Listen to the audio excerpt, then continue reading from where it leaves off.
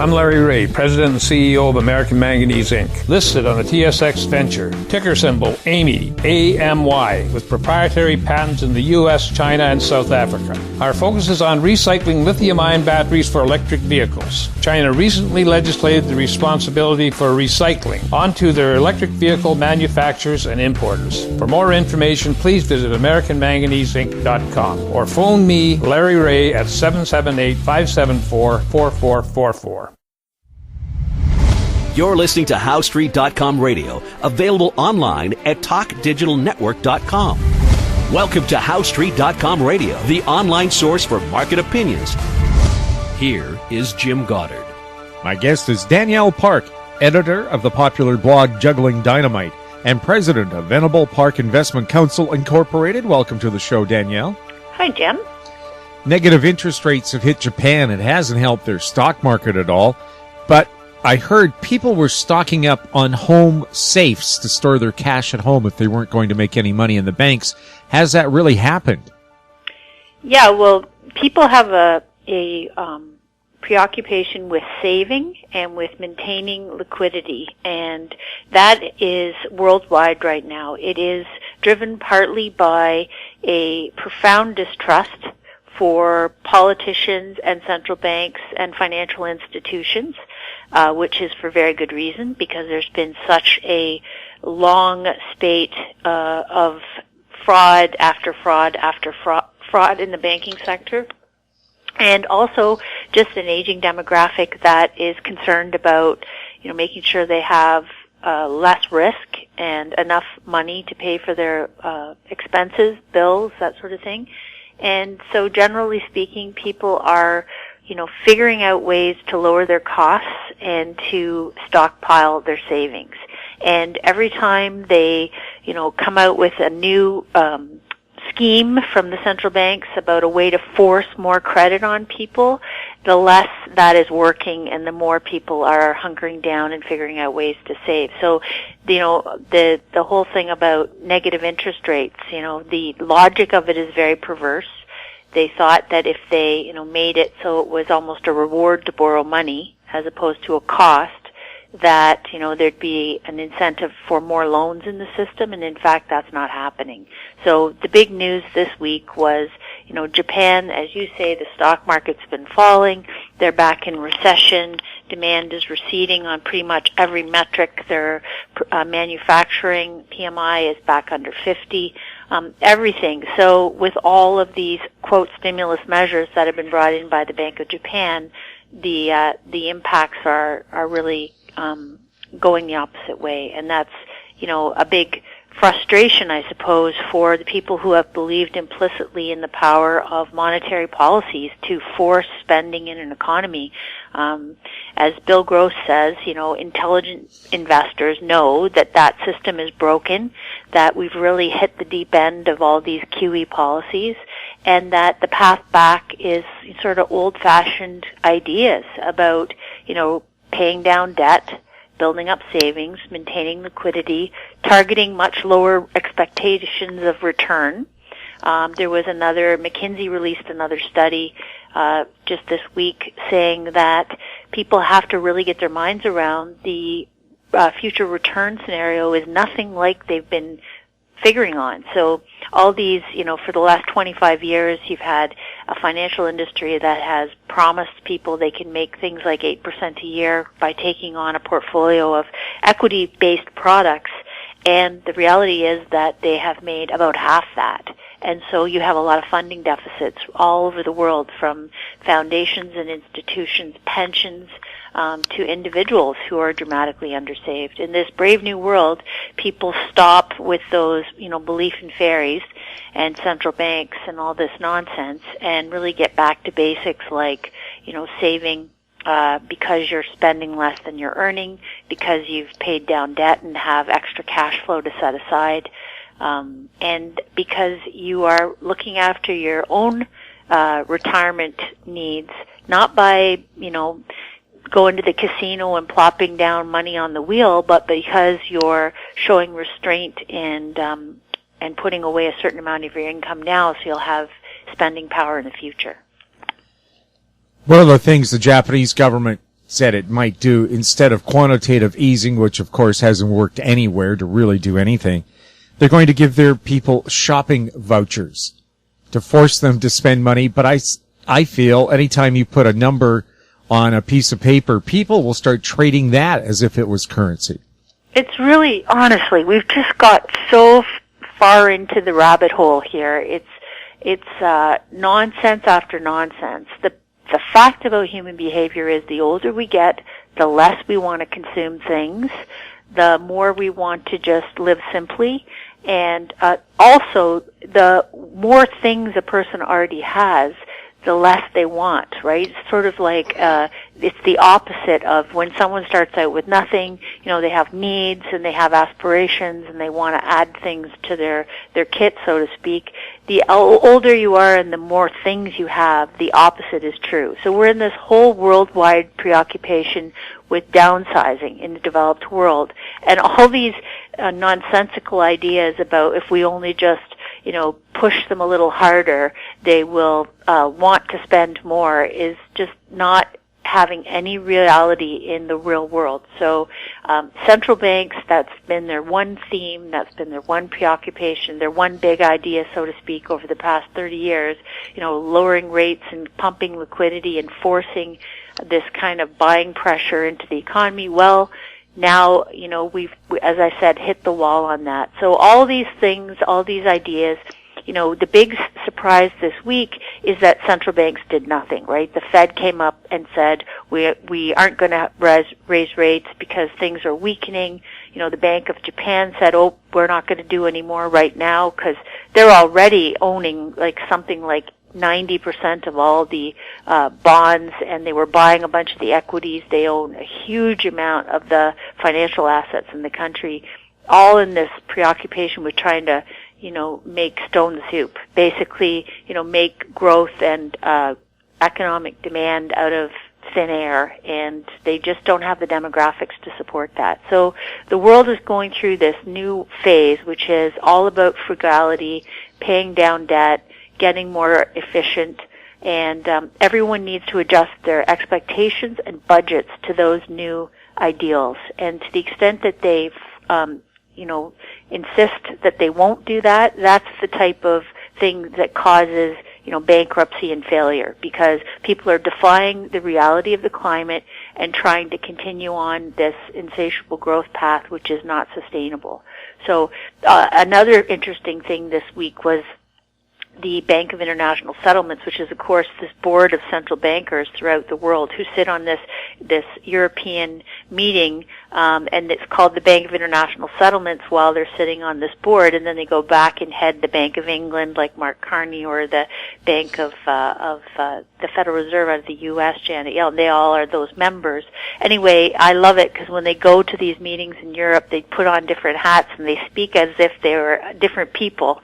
Anyway, their big thing from the recent meeting was to point out that financial institutions, banks, have been they've spent something like nearly $2 trillion in cash since 2007 to buy back their own shares and fund dividend payouts to investors. Now, they've done this because the sales models they were using have imploded since the Great Recession, and they are now being regulated back into a corner because they needed to be. They were runaway, illegal operations. So they're being slowly, painfully slowly, but pushed back into more conventional models of banking, and the profits are just tanking because their revenues are falling. They've already slashed cuts to the bone. And now the Bank of International Settlement, which is their, basically the regulator, the central bank regulators, saying to them, hey, you can't keep doing this. You can't keep pretending that your profits are growing when in fact your revenues are tanking, and you're doing this mirage of spending cash to prop up financial assets, and in the process you're depleting and undermining your capital reserves, which, P.S., you're going to need because there's a lot of bad debt in the world. So again, it's just, the gig is kind of up. We've had about, 8 years nearly now of this insane behavior, and we've really run to the end of their ability to keep that game going. And so repricing is the answer. and admitting facts. Automobile sales still seem to be going strong, but when are these 8 and 9 year car loans going to come back and bite the banks? Well, they've securitized a lot of them. So they, like in the subprime mortgage fiasco, they have securitized a lot of the car loans and packaged them off to, quote, so-called investors who are left holding lumps of coal now. And as time goes on, they're going to have increasing defaults there, and the things that were, again, same old plot, things that were supposedly AAA will be revealed to be nothing close to AAA, and there'll be capital write-downs there as well. But yeah, you've certainly had, people, well, again, cars and vehicles being given away, driving away without any money down or anything out of pocket, even cash back in some cases, so they pay you to take the car off them.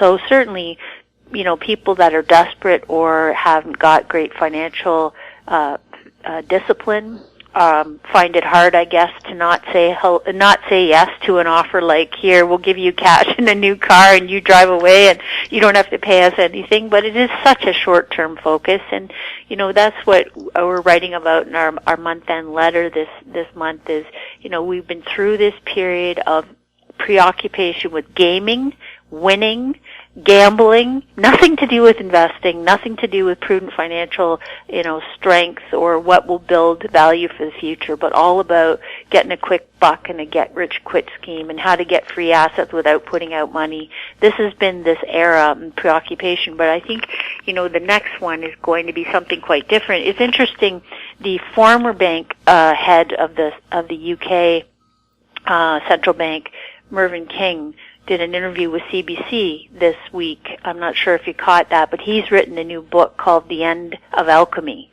And I think it's particularly poignant that you have this guy who, was at the Bank of England when the QE ideas were first being postulated. Mark Carney, of course, took over from King when he left Canada and went to head the Bank of England.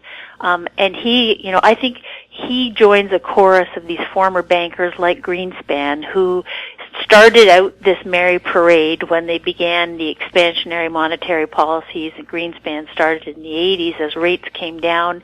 But it went from, a little bit of a good thing at the start, a way to goose the economy and get some momentum going, and then, pulling the industrial complex forward and creating a bunch of jobs in the world and pulling a bunch of people out of poverty. The problem is that they just wanted it to never have a pullback or a slowdown. They always wanted more and more and more, and so they kept increasing the money supply every single year for the last 30 years. And I think now those original architects are horrified, right? Because they realize that the world's become addicted to this quick, easy bucks and free-flowing credit and IOUs everywhere. And they realize, hey, we're at the end of that road and we can't keep up this magic trick. And it's no longer effective in any event. So they are trying to come out and warn people. So he's written this book saying, we've really got to stop this preoccupation with, I say, they've turned the world into crack addicts and now they're frustrated at the extent of the addiction. So yeah, the addicts don't want to pay the bills. Yeah, it's kind of ironic that they're complaining, but meanwhile they took all the credit as if they were geniuses when they were getting everyone hooked on the credit. Are they going to give back the salaries they collected while they were forming those policies that are now disastrous?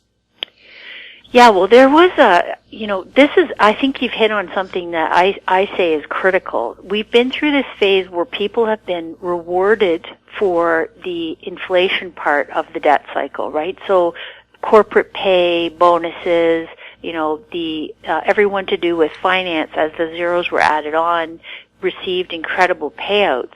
But as we're seeing, for example, in companies like Mitsubishi this month, or this week, Jim, or was it last week, announced that they too were part of the emissions gate scandal. So that's Mercedes now has admitted. So they basically all bought this software that helped them, commit fraud on their car buyers, and never mind on the environment. Volkswagen is settling for something like $5,000 per car for the people they misled, and the breach of trust in telling them that they were emitting so much less than they actually were. But I'd like to say, okay, but how much do they owe we the people for the environmental degradation that's been inflicted by all those years of pumping out much more carbon than they were telling everyone they were doing, number one. And number two, how are we going to get the compensation back from the ringmasters, so the CEOs and the executives who took all the bonuses for the sales that were based on these fraudulent numbers? You see this in the vehicle emissions scandals. You see this in the banking sector, right? All these heads of these financial institutions, which are admitted felons, which have negotiated something like more than $40 billion in financial settlements and fines with the regulators in the past 6 years, have all kept their bonuses and compensation, which ultimately were fraud, right? Because they were doing all these illegal activities. They've admitted they were overseeing them, but they have so far got to keep their pay.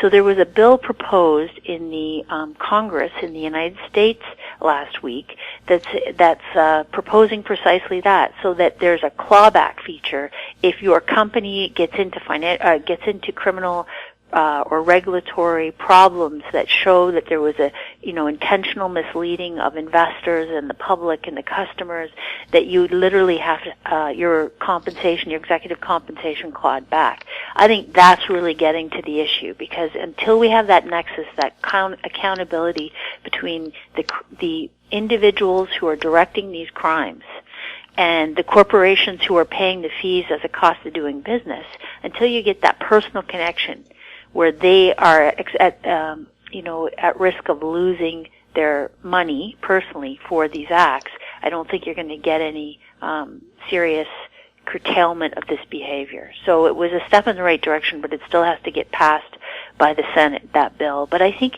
this is the movement we're seeing all over the world, where you get the uprising in all these different political parties, and then, all the Trump and Bernie Sanders mania in the United States right now, and the message is the same pretty much everywhere. It's a frustration with status quo and a certain elite who have been breaking all the laws and taking all the money, leaving IOUs in the tills, and the rest of the people who are now waking up to realize they've been had.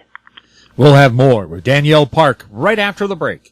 I'm Larry Ray, President and CEO of American Manganese Inc., listed on the TSX Venture, ticker symbol AMY, A-M-Y, with proprietary patents in the U.S., China, and South Africa. Our focus is on recycling lithium-ion batteries for electric vehicles. China recently legislated the responsibility for recycling onto their electric vehicle manufacturers and importers. For more information, please visit AmericanManganeseInc.com or phone me, Larry Ray, at 778-574-4444.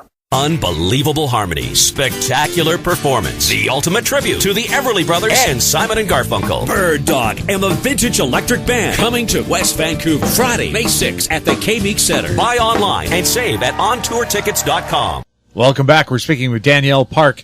China's corruption probe has found out that their statistics bureau is corrupt. They've been selling information to certain businesses before that information becomes public. And of course, if they're doing that, how honest are the numbers the Chinese government is publishing right now?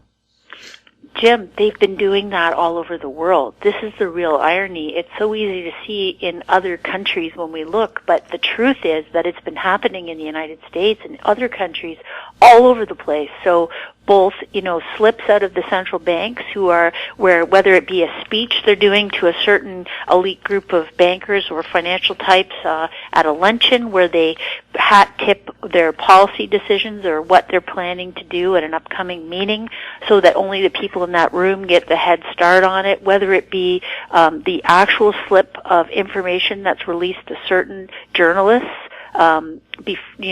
minutes before a release goes to the general public, like the minutes of a Fed meeting, or whether it be this industry which has developed, which is selling early release of economic data and the ability to exercise trades in rapid, milliseconds in advance of everyone else.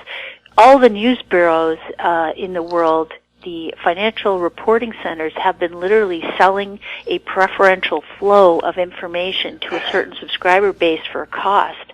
So you really have a whole world full of this kind of, it's supposed to be public information disseminated at the same time, but in fact we've had this whole industry, I wouldn't even call it a cottage industry because it's an incredibly lucrative worldwide franchise where they have made a business out of giving this preemptive advantage to certain people who are willing to pay. It goes back to the high-frequency trading stuff and the co-location, allowing certain traders to have more, direct access to trading, to selling client flow. I mean, this is why I say we've lived through this era which is just obsessed with cheating. Bill Black, the former prosecutor of the savings and loan scandal in the 1980s, he calls it an epidemic of cheating, which, has been, it's a textbook phenomenon. It has been in other periods in history. It's where you have this confluence of, and I think myself, I believe it's because the leadership is in such high-profile ways has been creating all these opportunities for some people at the expense of everyone else is becoming so wealthy, and this great sort of inequality of advantage and opportunity in the world. So you get people becoming, you hear a lot of people talking about winning as opposed to working, and striking it rich as opposed to earning and saving over time. And I think that that's exactly what you're seeing in China. It's been, basically in many ways it emulated what it saw in the West in this regard. The finance sector's been led by, the Britain and the United States as the sort of beacons of all this stuff. And, it's not surprising it's shown up all over China. I also noticed a lot of, quote, money managers have been absconding with massive amounts of trust funds there in China in the past while, because again, it was a facade, a Ponzi, it was fake, it was fraud, and as soon as that gig is up, people blink and try and literally run off with the bags of money, and I think you're going to see more of that. Well, I wondered where people were getting the loads of cash to buy Vancouver and Toronto real estate for millions of dollars over value. Oh, absolutely. Most of that is money that is of sketchy origin or questionable origins, at least, improperly absconded in many cases, or generated by some kind of a monopoly or an oligarch or a breach of trust scenario, where they've been gouging money out and now they need to hide it. A lot of this whole Panama Papers stuff is not just that it may or may not be illegal, but trying to distance oneself or hide the spoils, so to speak, from your home country or the people around you who might notice if you had, suddenly you were building palaces in your home turf. So they sort of say, hey, let's get this money offside, hidden away where people don't realize that it's our fortune, because if they realize how much we've extracted in this last few years, they will, rise up and the pitchforks will come for us. Well, that seems to be what's happening in Brazil right now. Absolutely. Yeah, and literally this has been a worldwide phenomenon. So it shouldn't surprise that the theme is consistent and that we hear story after story, day after day, and it's the same behaviors at work everywhere. How complicit is Canada in this corruption? Well, we are a microcosm, of course. We are a fraction of other major populations, but the behavior here has been similar. We have a lot of, what's gone on in the past during the commodities boom, the metals mining and minerals sector, the energy sector. That's where we've had massive cash flows. And when you have massive cash flows, you have the opportunity for a lot of extractive policies and illegal policies and things that go on, and people hiding money from others. And a client told me a great quote today. He said that Winston Churchill once said, "Well, boys, the money has stopped. It's time to think." And I think that's perfect, because when cash flow is rich and flowing, the masses, the average person, is typically getting a few scraps from that and is not paying as much attention. And so you get this opportunity for the people, the control fraud, the people at the top to really siphon it out.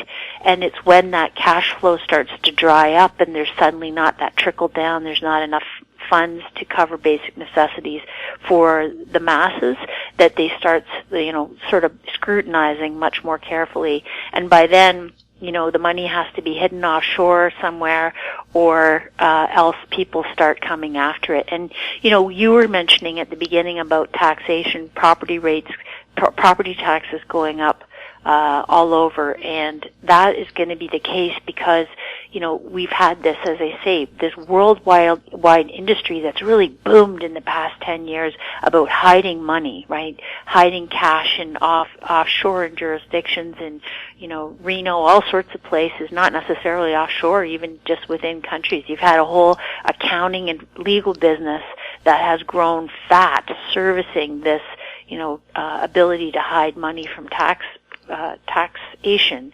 But property, physical property, real estate is something that's very difficult to hide, right? It's there and it's held in someone's name. So that's going to be, I think, somewhere you're going to see an increased preoccupation with trying to get tax dollars. Danielle, thank you very much for chatting with us. Hey, thank you, Jim. My guest has been Danielle Park, editor of the popular blog Juggling Dynamite. You're listening to HowStreet.com Radio. Find us on Twitter at TalkDigitalNet. Our YouTube channel is Talk Digital Network. You can forward questions or comments to info@HowStreet.com. I'm Jim Goddard. Thanks for listening. Comments made on HowStreet.com Radio are an expression of opinion only and should not be construed in any matter whatsoever as recommendations to buy or sell any financial instrument at any time. Available online at TalkDigitalNetwork.com. HowStreet.com Radio is a production of HowStreet Media Incorporated.